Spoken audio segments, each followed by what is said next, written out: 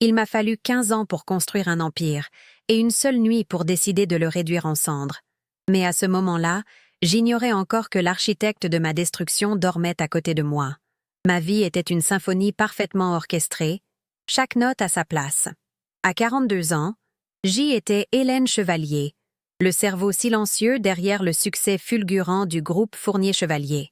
Depuis notre hôtel particulier du 16e arrondissement, avec ses moulures haussmanniennes et sa vue imprenable sur un jardin secret, le monde semblait à nos pieds.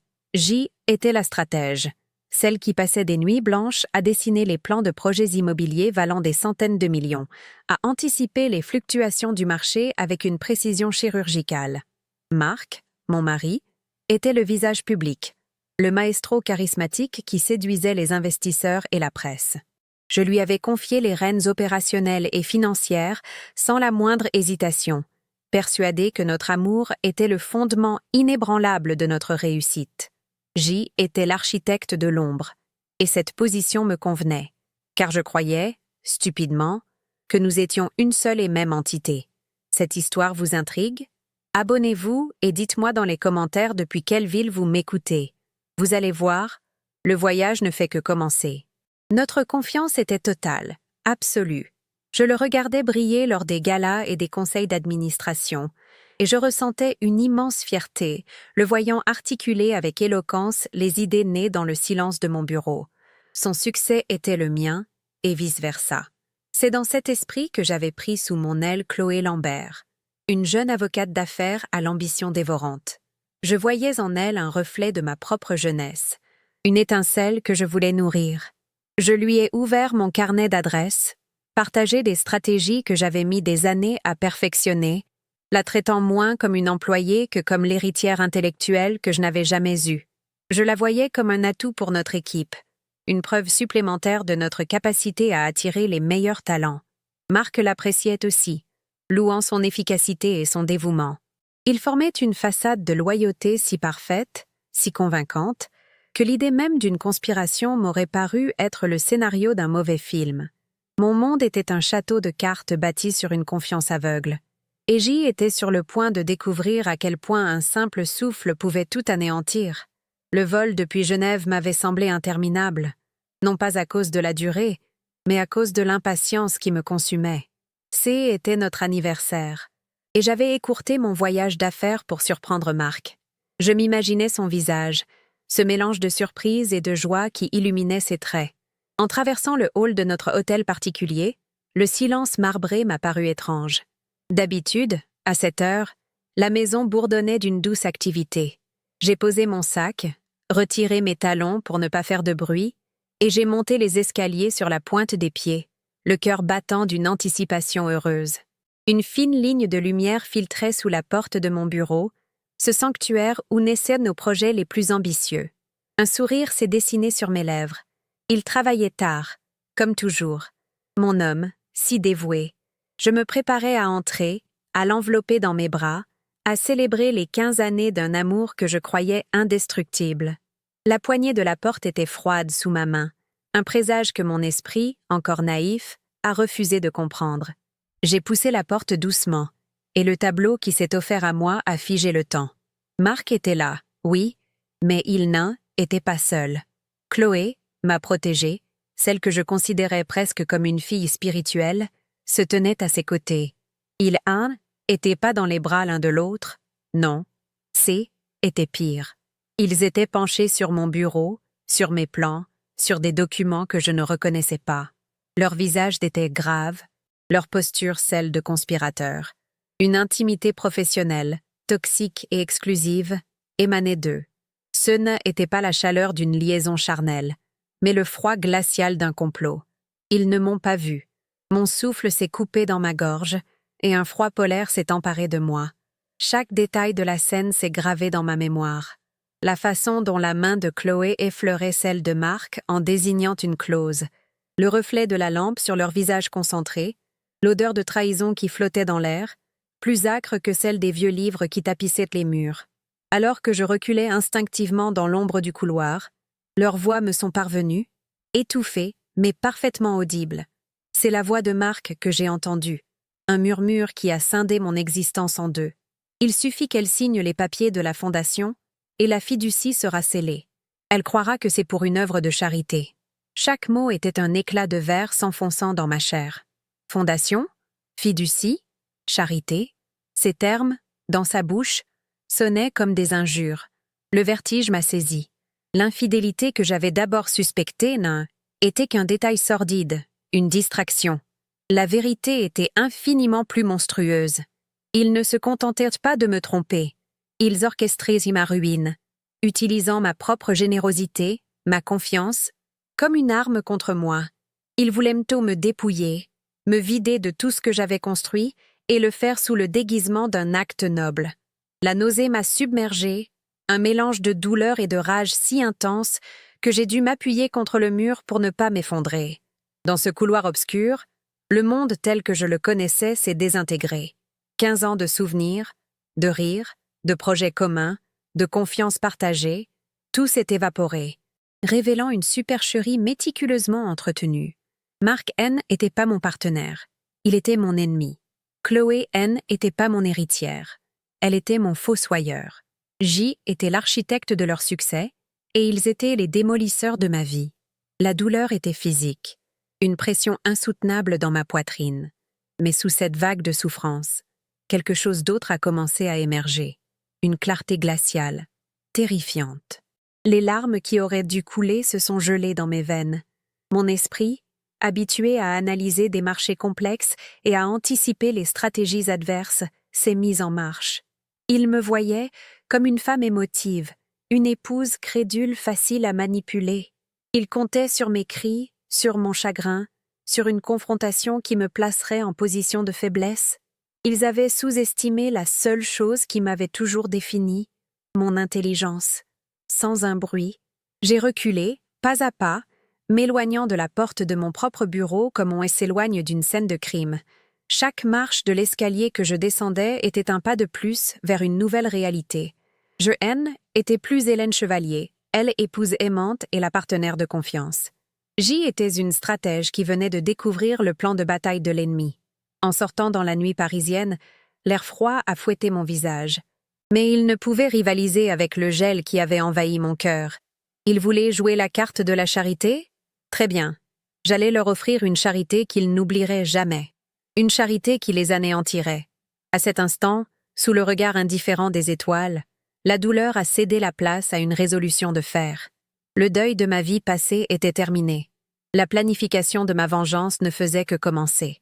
Mon amour était mort, mais une nouvelle Hélène, plus froide, plus calculatrice et infiniment plus dangereuse, venait de naître de ses cendres. Je n'ai pas couru, je n'ai pas crié. J'ai opéré une retraite stratégique. En quittant notre hôtel particulier, j'ai laissé derrière moi la femme qu'il croyait connaître. Chaque pas sur le trottoir parisien était mesuré, délibéré. Mon esprit, qui quelques minutes plus tôt était un chaos de douleur et de trahison, se reconfigurait déjà. J'ai pris une suite au Plaza Athénée, non pas pour me cacher ou pour pleurer dans des draps de soie, mais pour établir un quartier général. Assise dans ce luxe impersonnel, surplombant les lumières de la ville que j'avais contribué à façonner, j'ai étalé la situation devant moi comme une carte des états-majors. Une confrontation émotionnelle était le piège qu'il m'avait tendu. Il s'attendait à des larmes, à des accusations, à une crise qui leur permettrait de me dépeindre comme instable, irrationnelle. Il comptait sur ma douleur pour me rendre faible. C'est à cet instant que j'ai compris. Ma douleur n'était pas une faiblesse. Elle allait devenir mon arme la plus redoutable, et mon prétendu déséquilibre, mon camouflage le plus parfait. La nuit a été longue, mais pas blanche de chagrin. Ce fut une nuit de travail. La rage bouillonnante s'est lentement refroidie, se solidifiant en une résolution aussi dure et tranchante que du diamant. La douleur ne s'est pas évanouie. Elle s'est cristallisée en une clarté glaciale. Il m'avait assigné un rôle, celui de elle épouse trompée et émotionnellement fragile. Très bien. J'allais leur offrir la performance de leur vie. Puisque leur plan reposait sur une fausse fondation caritative, ma vengeance s'articulerait autour d'un acte de charité si spectaculaire, si insensé, qu'il confirmerait leur diagnostic. L'idée a pris forme, précise et impitoyable. Le SDF qu'ils mentionnaient dans la prémisse, cet homme que je croisais souvent près de la Défense, n'était pas un pion choisi au hasard. Était Richard Lefebvre, mon premier associé, l'homme que Marc avait lui-même trahi et ruiné pour lancer notre premier projet. Je l'avais retrouvé des semaines auparavant, mon instinct me murmurant déjà que les fondations de mon empire étaient fissurées. Mon plan N n'était pas une réaction. Était une contre-offensive préparée. Le lendemain matin, je suis rentrée à la maison. Mon visage était un masque de désespoir, mes yeux rougis par une nuit sans sommeil, une vérité facile à simuler, même si la cause en était la concentration et non le chagrin.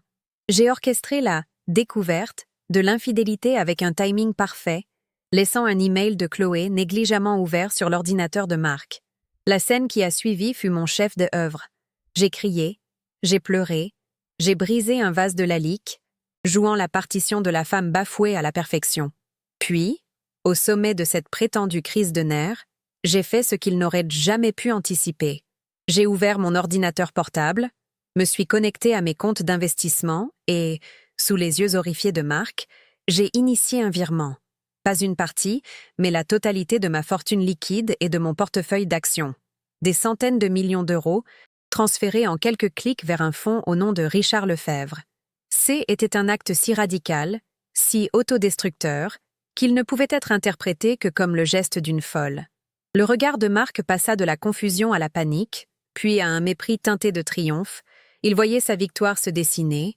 Il s'est approché de moi, non pas avec compassion, mais avec la condescendance d'un médecin face à une patiente incurable. « Mais tu es folle » a-t-il murmuré.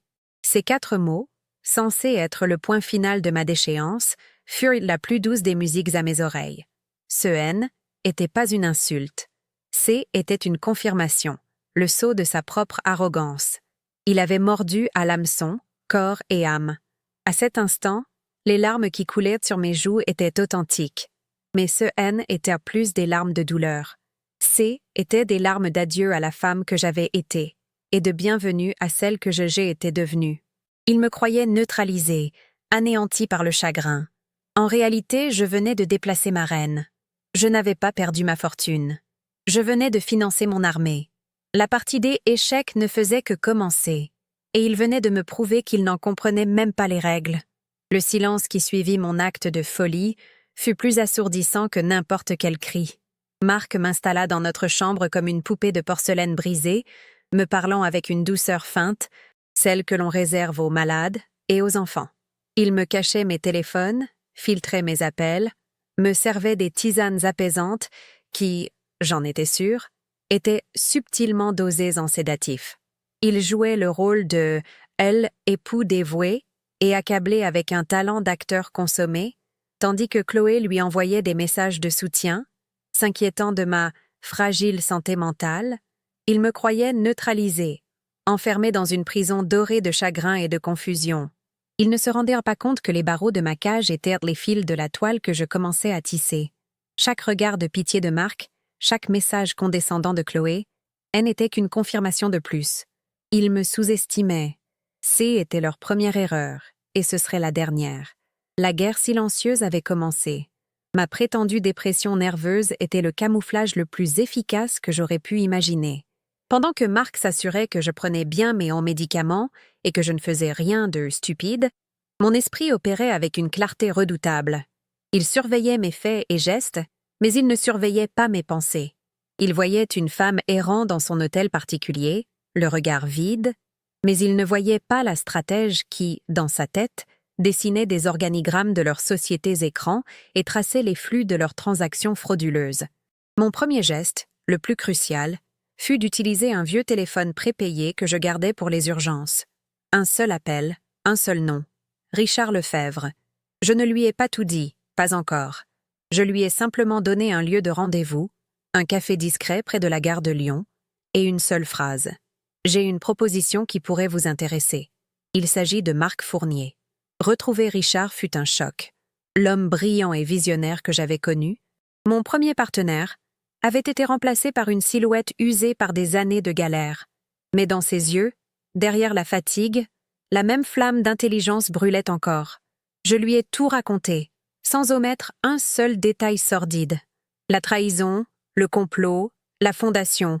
Puis, je lui ai montré le relevé du virement. Des centaines de millions d'euros, crédités sur un compte qu'il avait ouvert des années auparavant et qu'il croyait inactif. Son visage passa de l'incrédulité à une colère froide, puis à une compréhension lente et profonde. Cet argent n'était pas un cadeau. C était un investissement. C était une arme. C était la reconnaissance de la dette que Marc avait envers lui, et le capital de départ pour notre vengeance commune. « Je ne veux pas seulement mon dû, Hélène, » me dit-il, sa voix retrouvant sa force d'antan. « Je veux qu'il perde tout, absolument tout. J'avais trouvé mon général. » Pendant que je jouais mon rôle d'épouse catatonique, Richard, lui, montait notre armée. L'argent lui a donné les moyens que des années de ressentiment lui avaient refusés. Il a engagé les meilleurs, une équipe d'experts comptables judiciaires suisses, réputés pour leur discrétion et leur capacité à débusquer les fraudes les plus complexes, un cabinet d'avocats d'affaires londoniens spécialisé dans les OPA hostiles, et des analystes financiers qui pouvaient faire trembler les marchés avec quelques opérations bien placées. C étaient des mercenaires de la finance, des fantômes dans le système, invisibles et mortellement efficaces. Leur mission était double. D'abord, attaquer l'empire Fournier-Chevalier de l'extérieur, en créant des perturbations financières qui sembleraient aléatoires, des fuites d'informations ciblées, une pression constante sur le cours de l'action.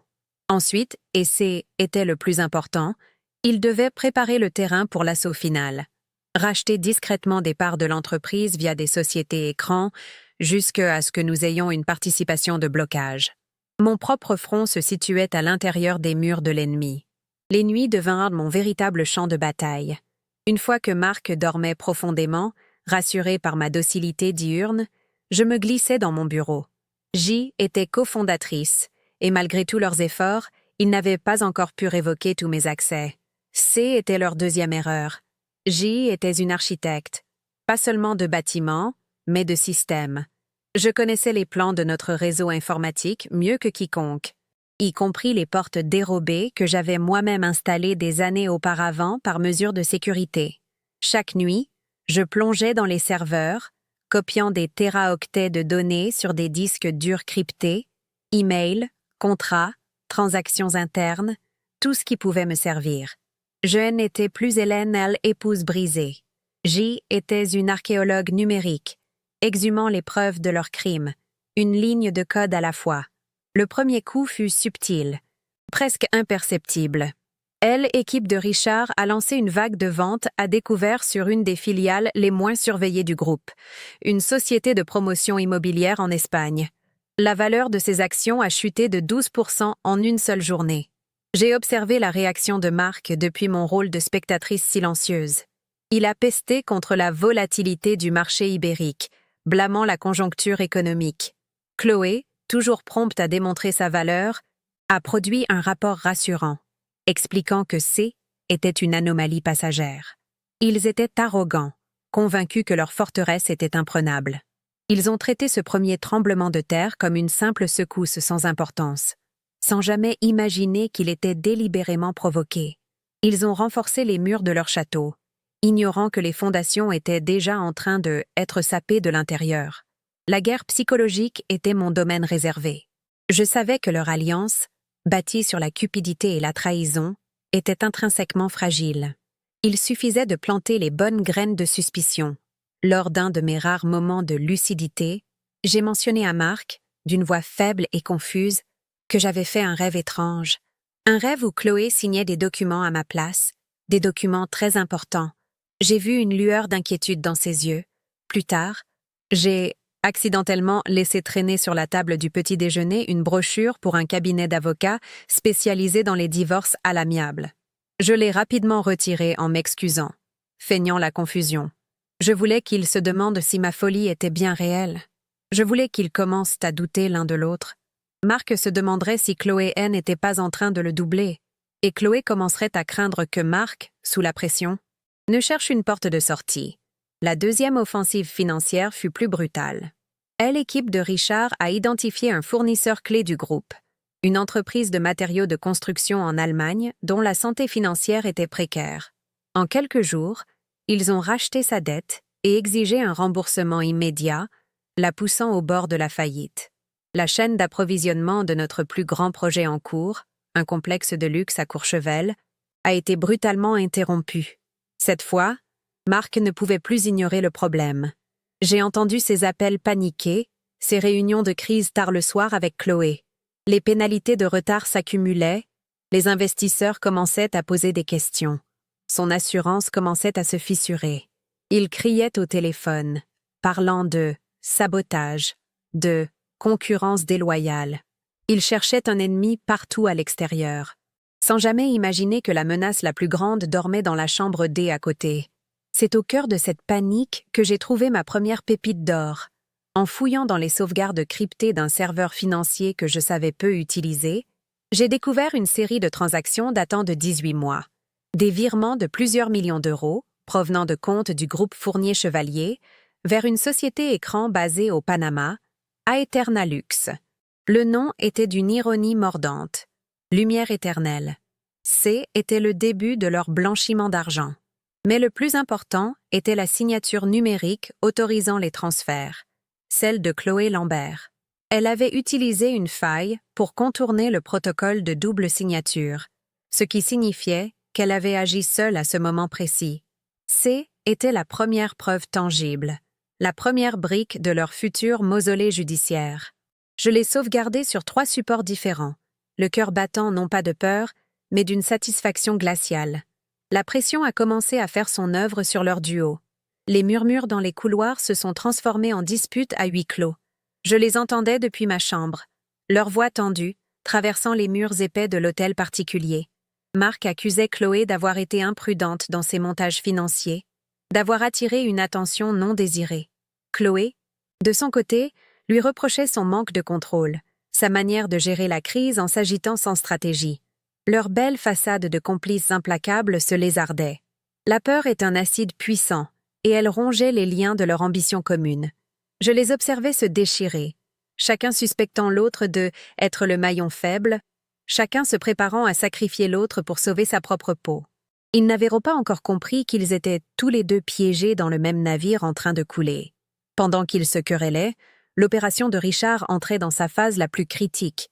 Son équipe, agissant à travers une douzaine de fonds d'investissement anonymes disséminés entre Singapour, les îles Caïmans et le Luxembourg, achetait méthodiquement des actions du groupe Fournier Chevalier sur le marché libre. Chaque jour, des milliers d'actions changèrent de main, sans que personne ne puisse relier ces achats à une seule et même entité. C était une manœuvre lente, coûteuse, mais d'une précision chirurgicale. L'OPA hostile se construisait en silence, bloc par bloc, sous le nez de Marc qui était trop occupé à éteindre les incendies que nous avions allumés. Il regardait les flammes, sans voir le raz-de-marée qui approchait. Bientôt, nous ne serions plus de simples actionnaires. Nous serions les propriétaires. La découverte qui a tout changé est arrivée une nuit à 3 heures du matin. C était un dossier compressé, protégé par plusieurs mots de passe, enfoui dans les archives personnelles de Chloé sur le serveur. Il m'a fallu des heures pour en venir à bout, en utilisant des indices basés sur sa vie, ses ambitions, sa vanité. Le mot de passe final était « Hélène est finie ». À l'intérieur, il y avait tout. Le plan complet de la fausse fondation caritative, les noms des avocats et des médecins complices, et surtout, un projet de requête pour ma mise sous tutelle, argumentant ma détérioration mentale rapide et mon comportement erratique et dangereux pour mes propres intérêts. Il ne voulait pas seulement me voler, il voulait m'effacer légalement, me réduire au silence, faire de moi une non-personne. En lisant ces lignes, la rage a fait place à un calme terrifiant. Ce N était plus une question d'argent ou d'orgueil. C était une question de survie. La pression financière et les doutes internes ont transformé Marc. L'homme charmant et charismatique a laissé place à une bête paranoïaque et agressive. Ses éclats de voix sont devenus quotidiens. Il passait ses journées à hurler sur ses subordonnés et ses nuits à arpenter le salon, un verre de whisky à la main. Il me regardait avec une méfiance croissante, se demandant peut-être si ma folie N était pas plus complexe qu'il ne l'avait cru. Son mépris S était muet en une peur mal déguisée. Il avait perdu le contrôle du récit, de son entreprise, de sa vie. Il était comme un roi dans un château dont les murs se resserraient chaque jour un peu plus, sentant une menace invisible mais omniprésente. Son empire, bâti sur mes idées et sa trahison, s'effondrait, et il ne comprenait même pas pourquoi. Je n'ai eu qu'à attendre le bon moment. Un soir, il est entré dans ma chambre, furieux après une nouvelle chute du cours de l'action. Il a commencé à me crier dessus, me reprochant d'avoir tout foutu en l'air, avec mon geste insensé, me traitant d'incapable, de fardeau. Il a parlé de la nécessité de prendre des mesures pour me protéger de moi-même. Il ne savait pas que depuis des semaines, une micro-caméra, dissimulée dans un réveil, enregistrait tout. J'avais désormais la preuve irréfutable de son harcèlement psychologique, le parfait contrepoint à sa demande de mise sous tutelle. J'avais son arrogance, sa cruauté et sa condescendance, capturées en haute définition. C était la dernière pièce de mon puzzle, la dernière munition dont j'avais besoin pour le coup de grâce. La situation était désormais parfaitement en place. Marc et Chloé étaient acculés, se battant contre des ombres, complètement aveugles au fait que chaque crise, chaque problème financier et chaque fuite d'informations provenaient d'une seule et même source coordonnée.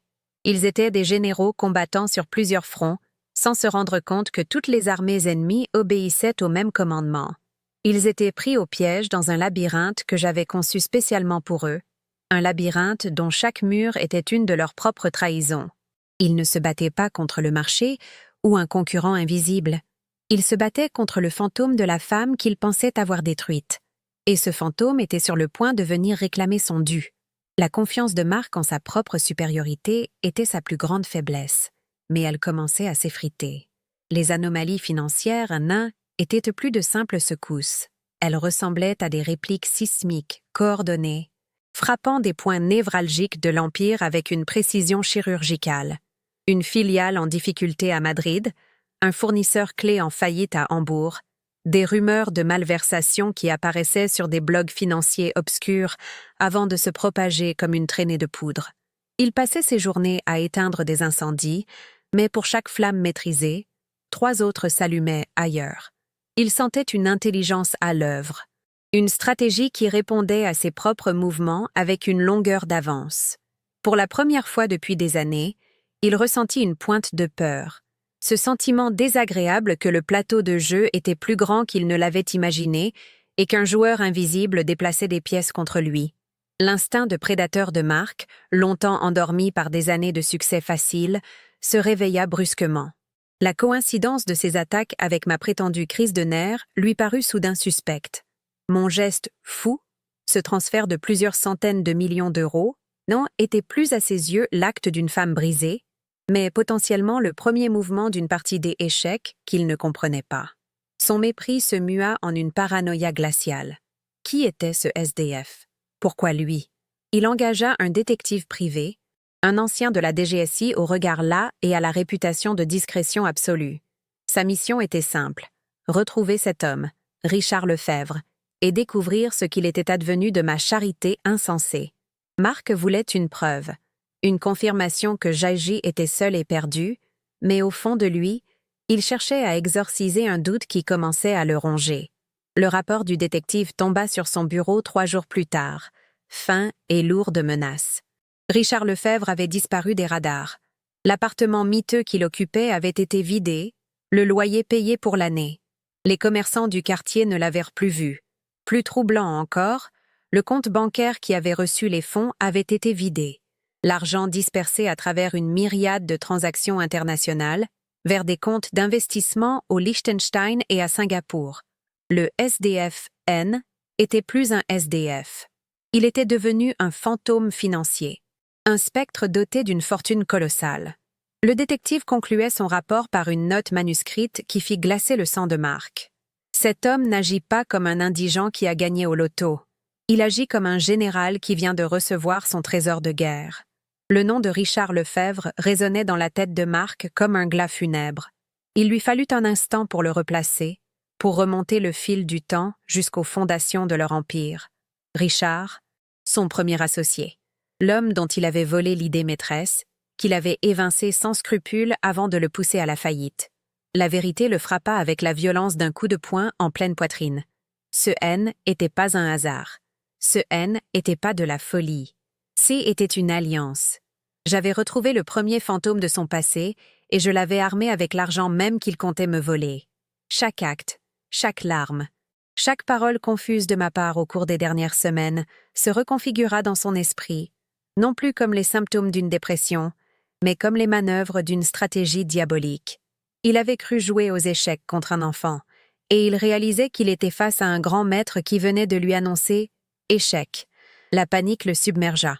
Il convoqua Chloé dans son bureau, le visage blême, le rapport du détective tremblant dans sa main. « C'est Lefebvre », cracha-t-il. « Elle a tout donné à Richard Lefebvre. » Le visage de Chloé se décomposa.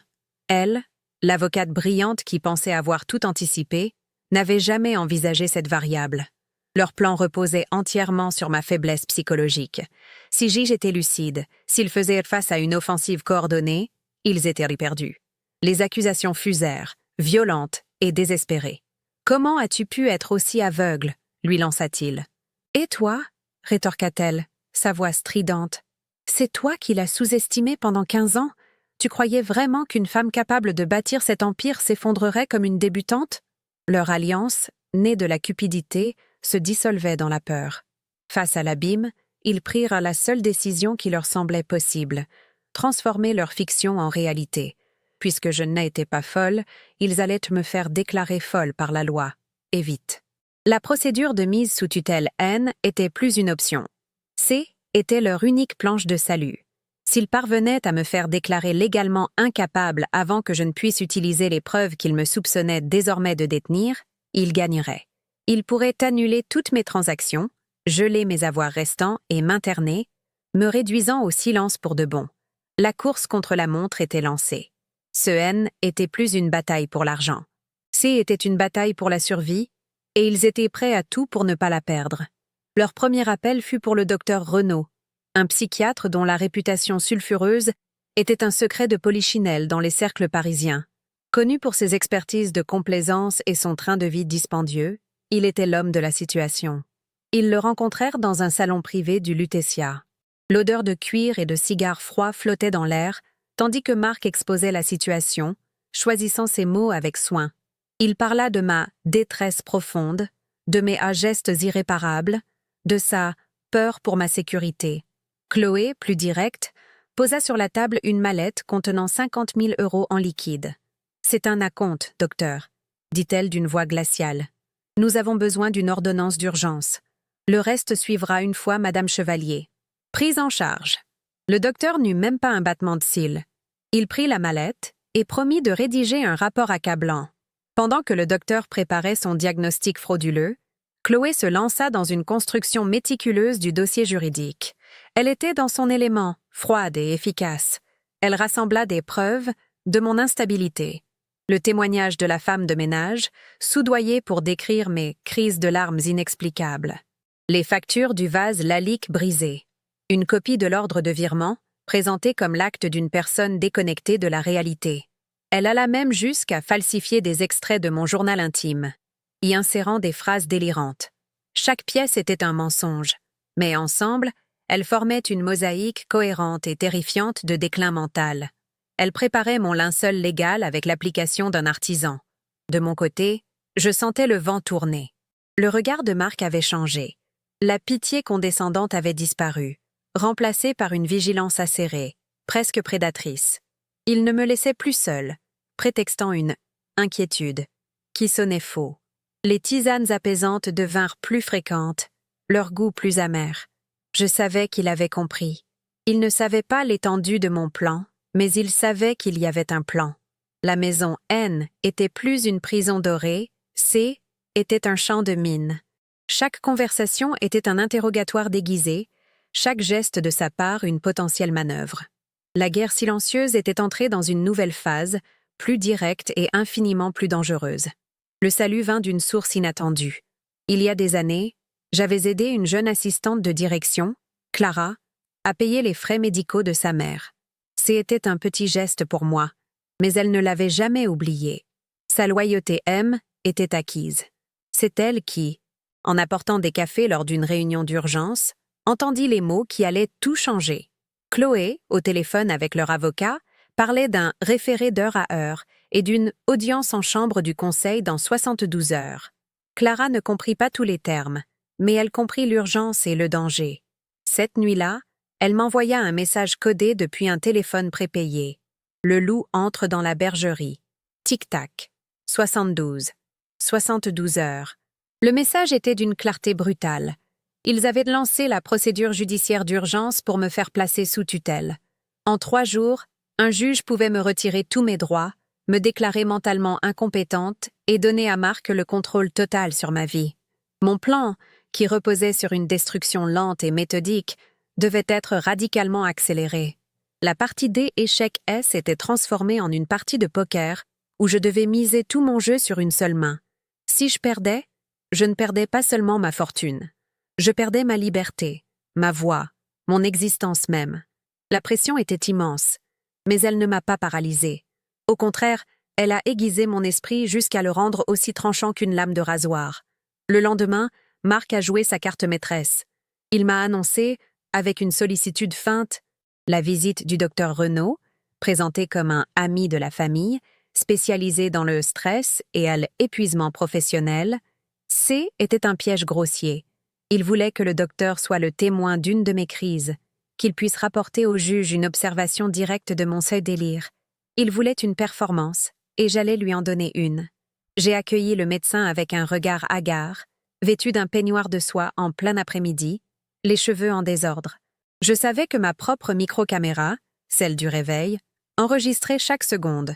Le combat pour ma crédibilité se jouerait sur ce terrain. L'entretien fut un chef-d'œuvre de manipulation. J'ai alterné des moments de lucidité poignante, où je parlais de mes projets et de mes ambitions, avec des épisodes de confusion totale. J'ai accusé une plante verte de m'espionner.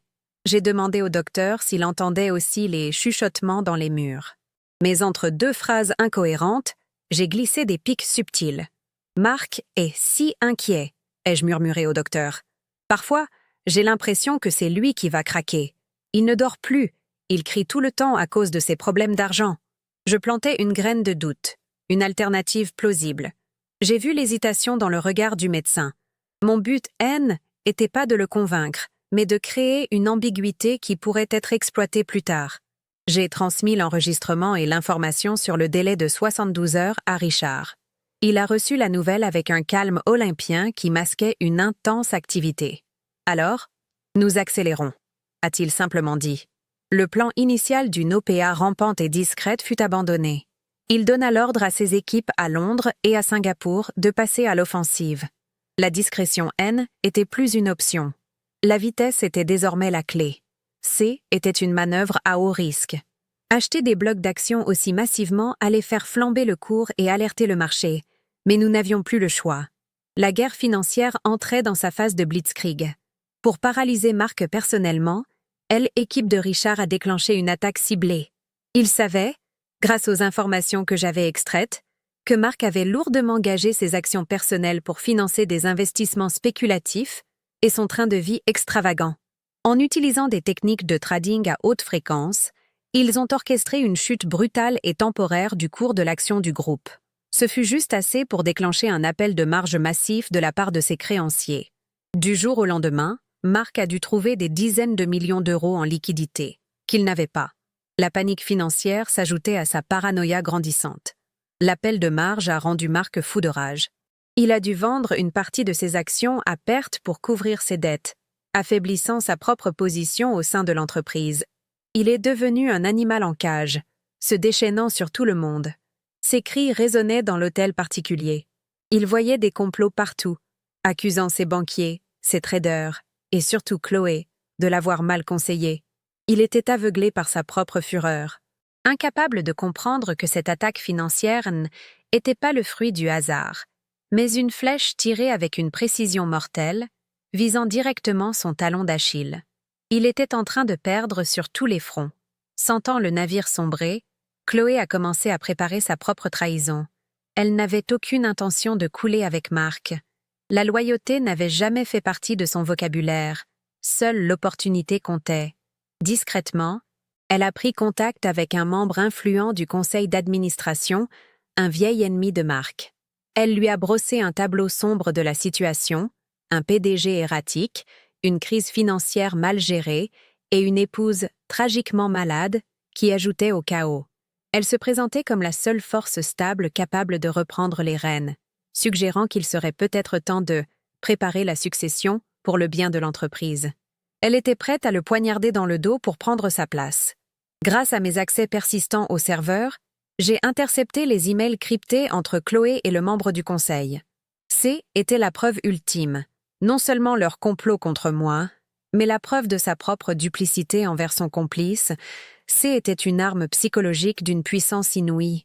Je l'ai ajoutée à mon arsenal numérique, la gardant pour le moment le plus dévastateur. Marc et Chloé croyant jouer en équipe contre moi, mais Chloé jouait une partie pour elle seule. Leur alliance était un château de cartes, et je venais de récupérer la carte qui allait tout faire s'effondrer. La pression a finalement fait exploser le vernis civilisé de Marc. Un soir, alors que je lisais dans la bibliothèque, il a fait irruption, les yeux injectés de sang, une bouteille de whisky à la main. « Où est l'argent, Hélène » a-t-il sifflé, son haleine chargée d'alcool. Il m'a attrapé par le bras, sa poigne se resserrant douloureusement. « Tu crois que tu vas t'en tirer comme ça?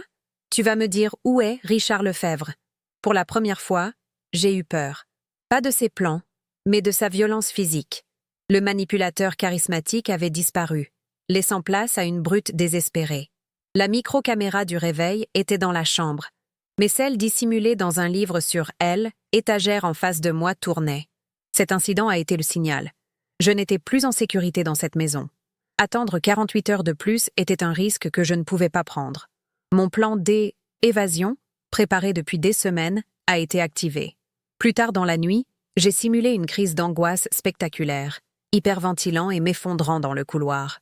Marc, paniqué à l'idée que je meure avant que la tutelle ne soit prononcée, a appelé un service d'ambulance privé que je lui avais, nonchalamment, recommandé des semaines auparavant, une société appartenant en réalité à un cousin de Richard. 2 ambulanciers sont arrivés, m'ont mise sur un brancard et m'ont sorti de la maison, sous le regard à la fois inquiet et soulagé de mon mari. La cage S était ouverte. Libre, j'ai rejoint Richard dans notre quartier général, un loft sécurisé près de la place de la République, transformé en centre de commandement high-tech. Les murs étaient recouverts d'écrans affichant des cours de bourse, des flux de données et des plans architecturaux. L'ambiance était électrique. Elle, équipe d'analystes et d'avocats, travaillait sans relâche. Les 48 heures restantes, étaient plus une attente passive, mais un sprint final. Nous avons peaufiné la présentation vidéo qui serait mon arme au gala, synchronisé nos actions avec nos avocats et répété le timing de chaque intervention à la seconde près. La vengeance était plus une idée, C était une opération militaire sur le point de être lancée. Apprenant ma disparition de l'ambulance, Marc a basculé dans une frénésie totale. C était à la fois le pire scénario et une opportunité inespérée. Il a contacté la police, me déclarant personne disparue, mentalement instable et potentiellement suicidaire. Il a utilisé mon évasion pour renforcer son dossier de tutelle, la présentant comme la preuve ultime de ma folie et du danger que je représentais pour moi-même. Il a donné des interviews larmoyantes aux quelques journalistes qu'il a pu contacter, jouant le rôle du mari éploré. Il venait de commettre son erreur finale. Il avait rendu ma situation publique, créant une attente nationale pour la suite du drame. Le gala annuel de la Fondation Fournier-Chevalier était prévu pour le lendemain soir. C était l'événement mondain de l'année, le couronnement de la réussite sociale de Marc. Il avait prévu d'y prononcer un discours émouvant, consolidant son image de philanthrope et de mari dévoué face à l'adversité. C était censé être son triomphe. Il ne savait pas que j'avais transformé sa scène en mon tribunal. Chaque invité, chaque journaliste, chaque caméra deviendrait le jury de son procès public. Le lieu de sa plus grande gloire allait devenir le théâtre de sa chute la plus spectaculaire. Sur le front juridique, la bataille faisait rage. Juste avant la fermeture des bureaux du tribunal, mes avocats ont déposé une contre-requête explosive. Ils ne se sont pas contentés de contester la demande de tutelle. Ils ont déposé une plainte pour abus de faiblesse, harcèlement moral et détournement de fonds, visant directement Marc et Chloé. La plainte était accompagnée de dizaines de pièces justificatives, créant un choc et un chaos total au sein de l'équipe juridique adverse. Ils pensaient mener une procédure simple et rapide. Ils se retrouvaient au cœur d'une guerre judiciaire totale. À l'intérieur de l'entreprise, ma fidèle alliée Clara a joué son rôle. Sous prétexte de préparer la projection pour le gala, elle a accédé au serveur multimédia de la salle de réception du pavillon Gabriel. En quelques clics, elle a remplacé la vidéo hagiographique préparée par elle, équipe de communication de marque, par mon montage. Le fichier portait le même nom, la même durée, la même taille. C était un cheval de Troie numérique, attendant patiemment au cœur de la forteresse ennemie. Le piège technique était en place. Le jour du gala, une étrange sérénité m'envahit. La peur et la rage avaient laissé place à une concentration absolue. J'ai passé en revue chaque détail avec Richard. Nos avocats étaient en place, prêts à agir. Elle, équipe technique, était prête à prendre le contrôle de la régie du pavillon Gabriel. Richard lui-même, méconnaissable dans un costume sur mesure, était prêt à faire son entrée. Ce N était plus une vengeance personnelle. C était une restauration de la justice. Il s'agissait de reprendre non seulement ce qui m'avait été volé, mais aussi de rendre à Richard ce que Marc lui avait pris des années auparavant. Au pavillon Gabriel, l'atmosphère était feutrée et solennelle. Marc était l'incarnation de la dignité dans la douleur. Il serrait des mains, acceptait les mots de sympathie avec un hochement de tête grave, ses yeux brillant d'une tristesse parfaitement simulée. Il était magnifique dans son rôle de veuf avant l'heure, un homme accablé par le destin, mais résolu à continuer son œuvre de bienfaisance. Chaque geste était calculé, chaque mot pesé pour susciter la pitié et l'admiration. Il savourait son moment, persuadé que sa victoire était à portée de main. Chloé, à ses côtés, était une statue de tension. Vêtue d'une robe austère mais élégante, elle tentait de projeter une image de force et de soutien, mais ses yeux trahissaient sa nervosité. Elle jetait des regards furtifs à son téléphone, attendant la confirmation de leurs avocats que le juge avait bien reçu leur dernière requête et que l'audience du lendemain matin était maintenue. Elle savait que leur avenir se jouait en quelques heures. La moindre erreur, le moindre grain de sable dans leur mécanique bien huilée, et tout s'effondrerait. Depuis la régie technique que mon équipe avait discrètement investie, je regardais le flux des caméras sur un moniteur. Voir Marc, cet homme qui avait partagé ma vie, utiliser nos souvenirs comme un outil de manipulation publique, a éteint la dernière étincelle de sentiment qui pouvait subsister en moi. Il ne parlait pas seulement de lui. Il parlait de nous, de notre parcours, de nos rêves. Il volait mon histoire, notre histoire, pour servir son mensonge. À cet instant, ma résolution est devenue aussi dure et froide que l'acier. Il n'y aurait pas de pitié. L'arme légale qu'il pensait décisive est arrivée par coursier au tribunal cet après-midi-là. Le rapport officiel du docteur Renaud. C était un document de 10 pages, rempli de jargon psychiatrique, concluant sans équivoque que je souffrais d'un épisode psychotique aigu avec tendance paranoïaque et comportement d'automutilation financière. Il recommandait une hospitalisation immédiate en milieu fermé pour ma propre protection.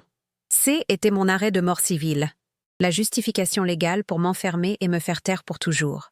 Ils avaient leurs documents. Ils pensaient avoir gagné. Pendant que Marc se préparait à monter sur scène, une dernière transaction financière majeure s'est achevée dans le silence des marchés de gré à gré de Hong Kong. L'équipe de Richard venait d'acquérir le dernier bloc d'actions nécessaire. À travers un réseau complexe de sociétés écrans, nous possédions désormais 51% du capital du groupe Fournier Chevalier. Le contrôle avait changé de main. Légalement, l'empire de Marc n'existait plus. Il était le roi d'un royaume qui avait été vendu sans qu'il le sache. Il allait prononcer son discours de victoire sur un trône qui ne lui appartenait plus. Le poids de l'enjeu était écrasant. Je savais que si mon plan échouait, il n'y aurait pas de seconde chance.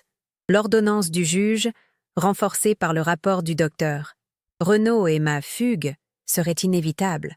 Je serais traquée comme une fugitive, non comme une criminelle, mais comme une malade mentale. On me retrouverait, on me sédaterait, on m'enfermerait dans une clinique où mes protestations seraient considérées comme des symptômes de mon délire. Mon histoire serait réécrite par mes bourreaux. Ce N n'était pas une simple lutte pour la justice. C était un combat pour le droit d'exister. L'arrogance de Marc et Chloé était leur talon d'Achille, et ce soir, elle était exposée à la vue de tous. Ils étaient si absorbés par leurs manœuvres légales si persuadés de m'avoir réduite à l'impuissance qu'ils n'ont jamais imaginé une contre-attaque. Encore moins une contre-attaque sur leur propre terrain. Lors de leur soirée de triomphe, devant l'élite parisienne qu'ils avaient tant œuvré à impressionner. Ils regardent. Le moment était venu. Depuis la régie technique, je regardais Marc monter sur scène sous des applaudissements polis. Il était magnifique. Un portrait de dignité et de chagrin maîtrisé. Sous les lumières du pavillon Gabriel, il commença son discours, sa voix chaude et grave emplissant le silence respectueux.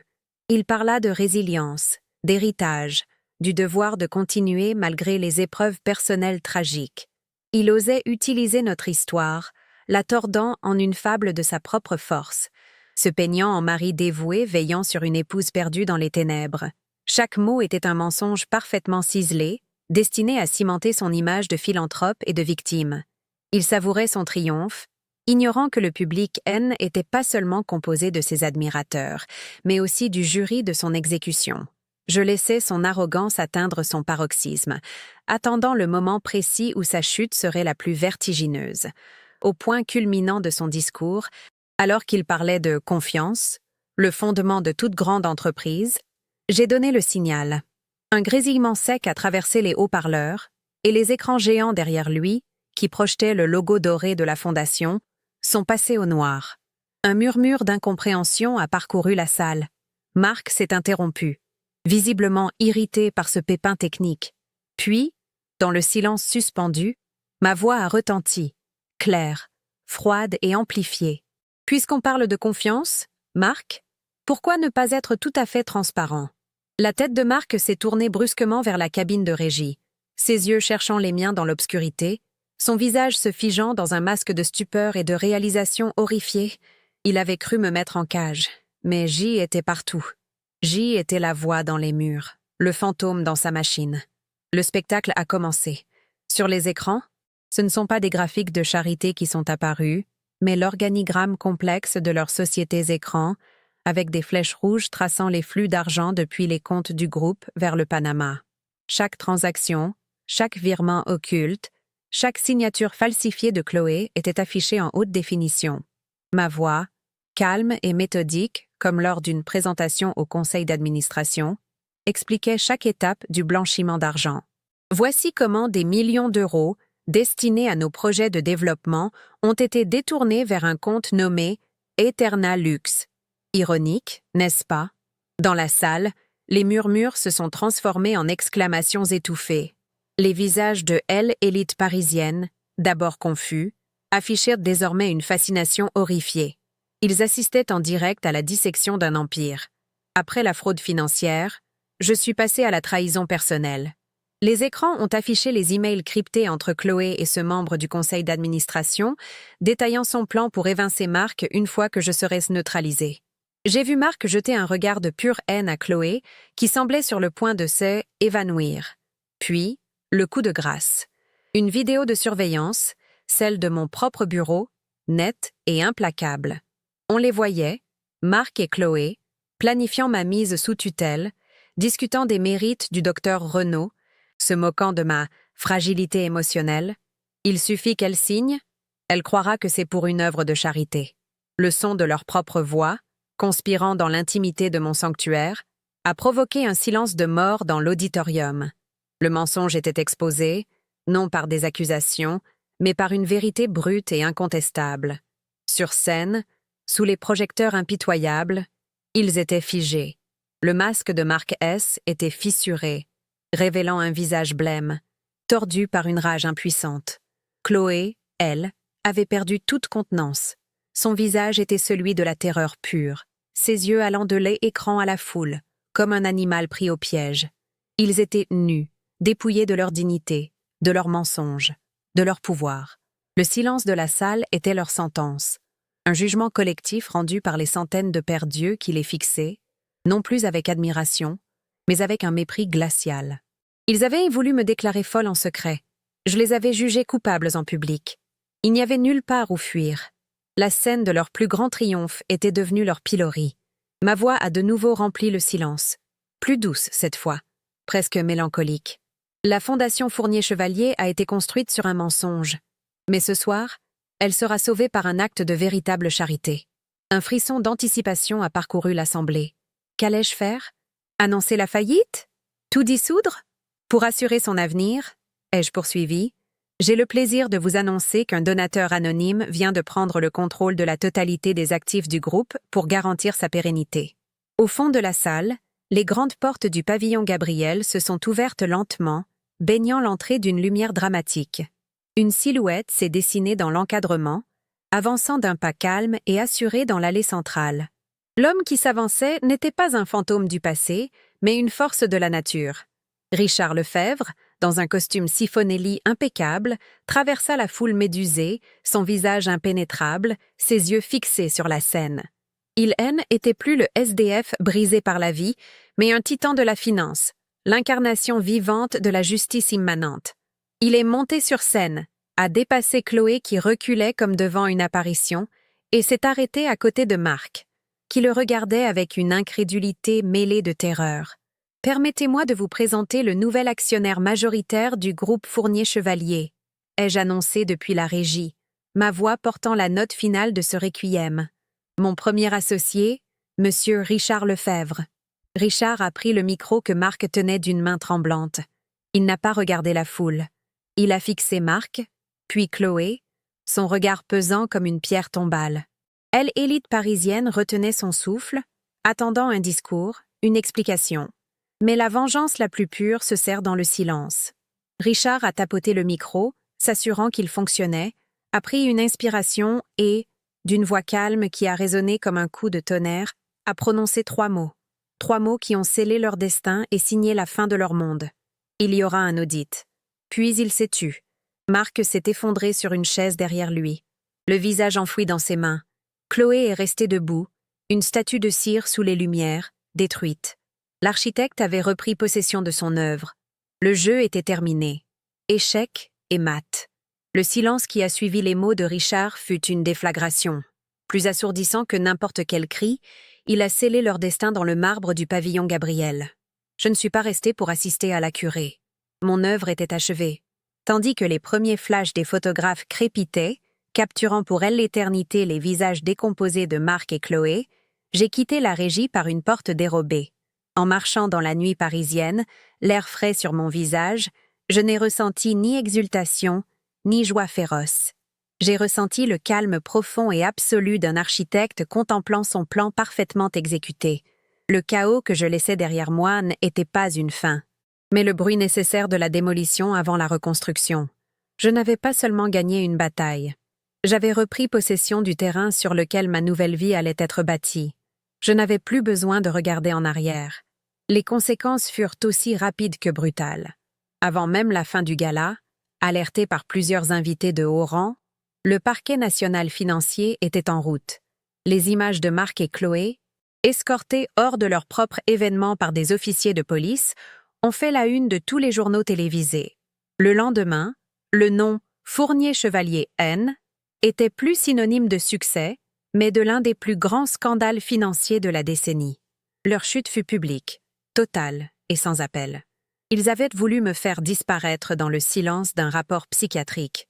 Ils se retrouvaient exposés sous la lumière crue des caméras du monde entier. Leur réputation anéantie en une seule soirée. La justice que j'avais orchestrée était poétique, et surtout, elle était visible par tous. Cette histoire vous plaît? Laissez un like et abonnez-vous à la chaîne. On continue tout de suite avec la vidéo. L'audit mené par elle, équipe de Richard, fut une véritable autopsie de l'empire corrompu que Marc avait érigé sur mes fondations. Pendant des semaines, des experts comptables judiciaires, que Richard appelait affectueusement ses piranhas, ont épluché chaque ligne de compte, chaque contrat, chaque note de frais. Ce qu'ils ont découvert dépassait mes pires soupçons. Le blanchiment d'argent via la Fondation N était que la partie émergée de l'iceberg.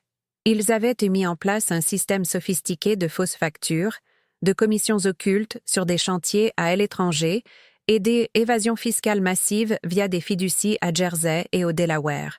Marc n'avait pas seulement voulu me voler, il avait pillé sa propre entreprise pendant des années, siphonnant des dizaines de millions d'euros pour financer un train de vie extravagant et des investissements personnels hasardeux. Il avait transformé mon chef d'œuvre en sa tirelire personnelle. Le procès de Marc fut une formalité. Accablé par les preuves irréfutables que nous avions fournies, il a tenté une défense pathétique, plaidant l'influence néfaste de Chloé et une pression insoutenable. Personne n'a été dupe. Le juge l'a condamné à une peine de prison ferme pour fraude aggravée, abus de biens sociaux et blanchiment d'argent. J'ai assisté au verdict, non par plaisir sadique, mais pour clore le chapitre. Le voir, lui, l'homme qui se croyait un dieu de la finance, réduit à un numéro de prisonnier, m'a laissé étrangement indifférente. Ses biens furent saisis, l'hôtel particulier du 16e vendu aux enchères pour rembourser une partie des dettes. Il a tout perdu, non pas à cause de moi, mais parce que son arrogance était une faille structurelle qui ne pouvait que mener à l'effondrement. Le sort de Chloé fut peut-être encore plus cruel, car il a frappé là où ça lui faisait le plus mal. Son ambition, son plan pour trahir Marc, exposé lors du gala, l'a privée de tout soutien. Elle a tenté de négocier un accord, mais ses mensonges étaient trop nombreux. Radiée du barreau à vie, elle a écopé d'une peine avec sursis, mais sa véritable sentence fut la mort sociale et professionnelle. L'avocate brillante et redoutée est devenue une paria, un cas d'école sur la manière de détruire une carrière prometteuse par pure cupidité. Elle qui rêvait de pouvoir et de reconnaissance a été condamnée à l'insignifiance. Pour une femme comme elle, C était une punition bien pire que la prison. Elle était devenue un fantôme dans un monde qu'elle avait rêvé de conquérir. Je n'ai pas cherché à sauver le groupe Fournier-Chevalier. Le nom était souillé, l'esprit corrompu. J'ai pris la décision de le dissoudre. Ce fut un acte symbolique, une purification par le feu. Sous ma supervision et celle de Richard, nous avons démantelé l'ancienne structure pièce par pièce. Nous avons honoré toutes les dettes légitimes, protégé les emplois des salariés qui n'avaient rien à se reprocher en les transférant vers une nouvelle entité et vendu les actifs toxiques. C était un processus méticuleux et nécessaire.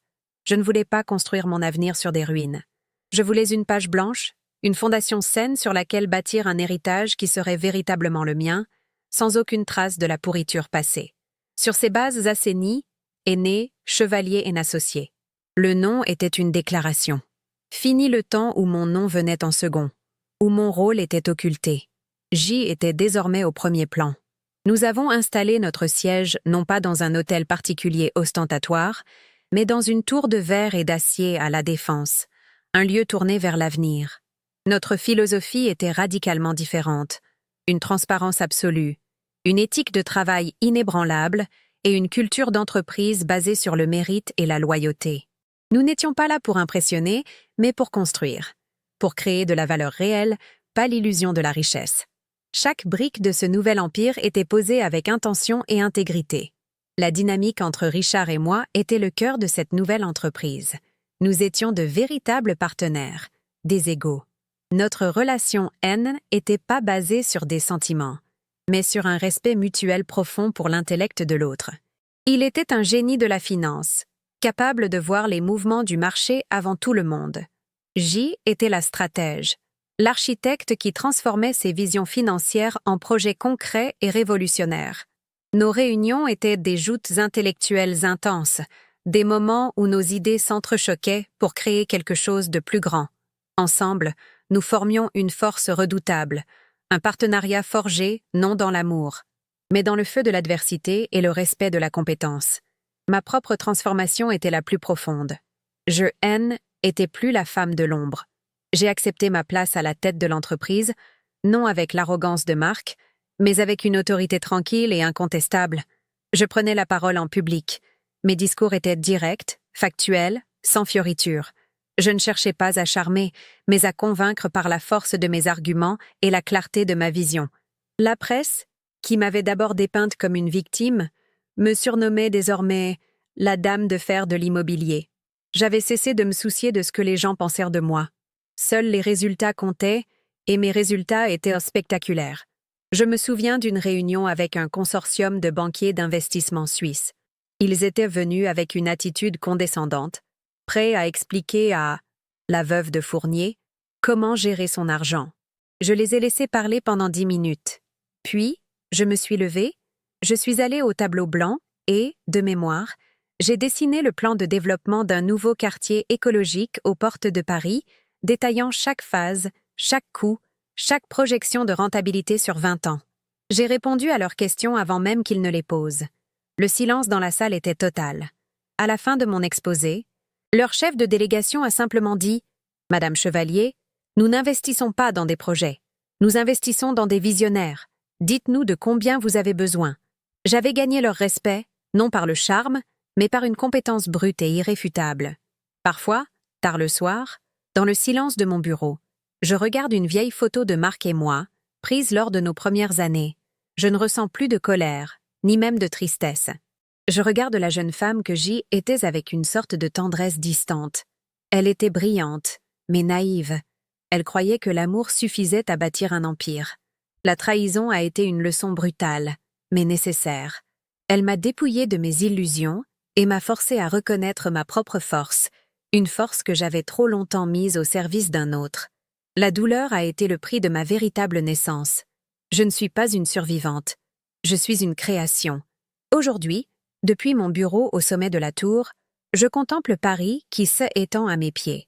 Ce n'est plus la vue romantique et confinée de notre hôtel particulier. C'est une vue panoramique, stratégique, celle d'un centre de commandement. Chaque lumière qui scintille est une possibilité. Chaque grue dans le lointain un projet potentiel. 15 ans pour construire un empire pour un autre. Une nuit pour décider de le détruire. Et le reste de ma vie pour en bâtir un qui me ressemble vraiment. La vengeance ne m'a pas seulement rendu ma fortune. Elle m'a rendu à moi-même. L'avenir est un terrain vierge. Et pour la première fois, l'architecte, c'est moi et moi seul.